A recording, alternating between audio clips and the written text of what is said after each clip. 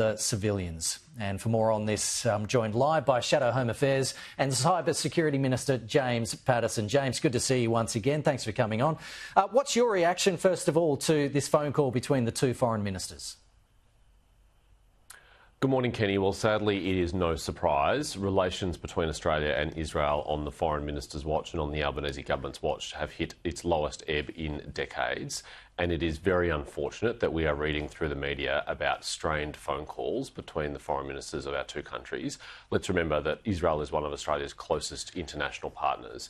Outside of the Five Eyes Intelligence Alliance members, Israel is one of our most important intelligence and security partners.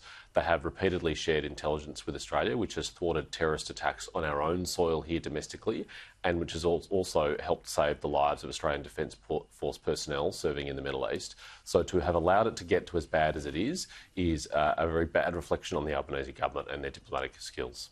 Penny Wong also announcing Australia will reopen its embassy in Kyiv in Ukraine after its closure in 2022, shortly after Russia's invasion. Is this the right time? No, it's frankly far too late, and this is another important international relationship that the Albanese government and Penny Wong have mismanaged. We obviously rightly closed our embassy immediately following the Russian invasion of Ukraine, when it was uncertain whether Ukraine would be able to continue to control Kiev. But after it became apparent that they were able to do so and repel Russia's initial invasion, we should have immediately reopened the embassy, as our many like-minded partners did, including Canada, with whom we are a co-tenant in the same building in Kyiv. They reopened their embassy in May 2022.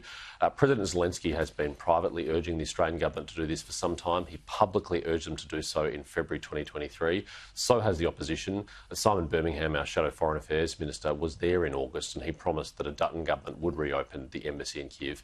It should not have taken this long. We're now well behind our allies and friends, over 70 of whom have reopened their embassies in Kyiv. Think tanks, including the Australian Strategic Policy Institute, could be made to compete for their funding or have their funding cut in some circumstances after the Varghese review. If they had to compete for funding, wouldn't it make these think tanks more transparent, or is it government trying to control think tank research and limit criticism? I'm very concerned about the proposed recommendations of the Varghese review, and I hope that the Albanese government does not adopt the recommendations of this review that they commissioned. I'm particularly concerned, as you say, about putting up the core funding of think tanks like ASPI, which was founded by the government to provide policy contestability in defence and national security, up to a competitive tender, because if you did that, you would threaten ASPI's financial viability every 5 years, and they would then be very anxious not to ever criticise government policy or the Defence Department in fear that that would be taken away. It's also reported that the government will close ASPI's Washington DC office. It is difficult to understand why you would want to downgrade our most important international relationship at an absolutely pivotal time in history, and why we think we need less influence and less access in Washington DC. ASPI had remarkable access and influence to the first Trump administration. We know the Albanese government does not have good relations with the Trump administration and many of its key appointees, based on the public comments that many ministers, including the Prime Minister, have made.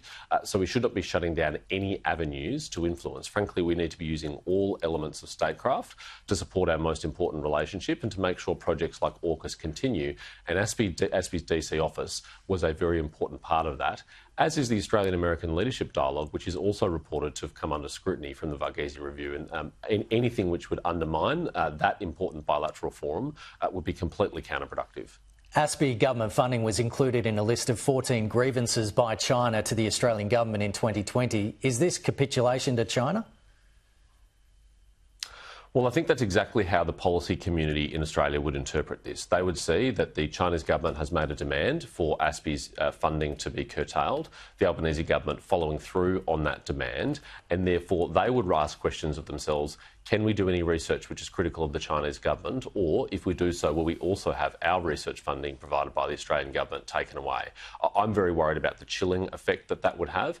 ASPI has done globally influential research that has displeased the Chinese government, including exposing the exploitation and mistreatment of Uyghur people in Xinjiang, research which has been backed by the United Nations and human rights groups, but also research into foreign interference and cyber attacks in our country. And I guess the question for the Albanese government is, which of that research research would you prefer to have not take place? Which of that information would you prefer that the Australian public is not entitled to know?